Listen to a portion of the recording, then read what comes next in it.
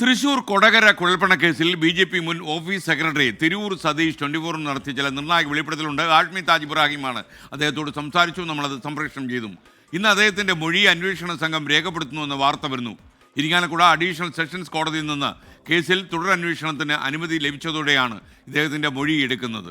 അന്വേഷണ സംഘം തൃശൂർ പോലീസ് ക്ലബ്ബിൽ പ്രത്യേക യോഗം ഇന്ന് രാവിലെ ചേരുന്നുണ്ട്. സൂരജ് സജി വിവരങ്ങളുമായി തൃശ്ശൂരിൽ നിന്ന് ചേരുന്നു.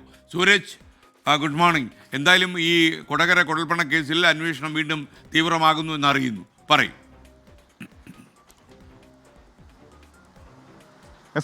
ഒരു ഇടവേളയ്ക്ക് ശേഷം അങ്ങനെ കൊടകര കുഴൽപ്പണക്കേസ് വീണ്ടും ചൂടുപിടിക്കുകയാണ്. അത് ചില രാഷ്ട്രീയ കേന്ദ്രങ്ങളെ സംബന്ധിച്ച് അത്ര ശുഭകരമായ കാര്യമായിരിക്കില്ല എന്നുള്ളത് തന്നെയാണ് നമുക്ക് ഈ അന്വേഷണ സംഘവുമായി ബന്ധപ്പെടുമ്പോൾ മനസ്സിലാകാൻ കഴിയുന്നത്. എന്തായാലും ഇന്ന് രാവിലെ 11 മണിക്കാണ് ഈ തിരൂർ സതീശിന്റെ മൊഴി രേഖപ്പെടുത്തുക. ഈ തിരൂർ സതീഷാണ് ഇതിൽ നിർണായക വെളിപ്പെടുത്തൽ 24 നടത്തിയത്.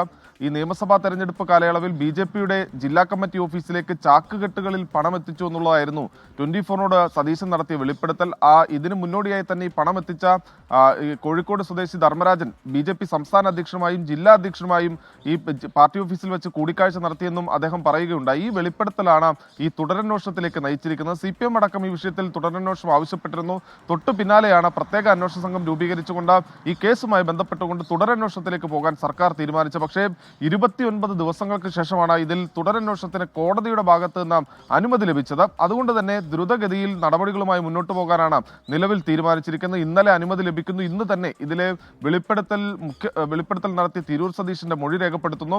ഇന്ന് രാവിലെ 11 മണിക്ക് തൃശൂർ പോലീസ് ക്ലബ്ബിലായിരിക്കും ഈ തിരൂർ സതീശിന്റെ മൊഴി രേഖപ്പെടുത്തുക. അതിന് മുന്നോടിയായി തന്നെ പ്രത്യേക അന്വേഷണ സംഘത്തിന്റെ ആദ്യ യോഗം തൃശൂർ പോലീസ് ക്ലബ്ബിൽ ചേരും. ഈ തിരൂർ സതീശിന്റെ മൊഴി രേഖപ്പെടുത്തുന്നതിനൊപ്പം തന്നെ തുടർ നടപടിയായി ആരെയൊക്കെ ചോദ്യം ചെയ്യണമെന്ന് സംബന്ധിച്ചുള്ള കാര്യങ്ങളും ഇന്ന് രാവിലെ ചേരുന്ന യോഗത്തിൽ അന്വേഷണ സംഘം ചർച്ച ചെയ്യും എന്നുള്ളതാണ് നമുക്ക് ലഭിക്കുന്ന വിവരം. അതോടൊപ്പം തന്നെ ഇതിൽ ഏറ്റവും നിർണായകമായ ഒരു നീക്കം ഉണ്ടാകാൻ പോകുന്നത് തിരൂർ സതീശിന്റെ വെളിപ്പെടുത്തലിൽ 2 പേരുകൾ പ്രധാനമായും പരാമർശിക്കുന്നുണ്ട്. അത് ബി.ജെ.പി. സംസ്ഥാന അധ്യക്ഷന്റെ പേരാണ്, ജില്ലാ അധ്യക്ഷന്റെ പേരാണ്. സ്വാഭാവികമായും ഈ മൊഴി രേഖപ്പെടുത്തി തുടർ നടപടികളുമായി മുന്നോട്ട് പോകുമ്പോൾ ഇരുവരെയും ചോദ്യം ചെയ്യേണ്ട നടപടികളിലേക്ക് കടക്കേണ്ടി വരും.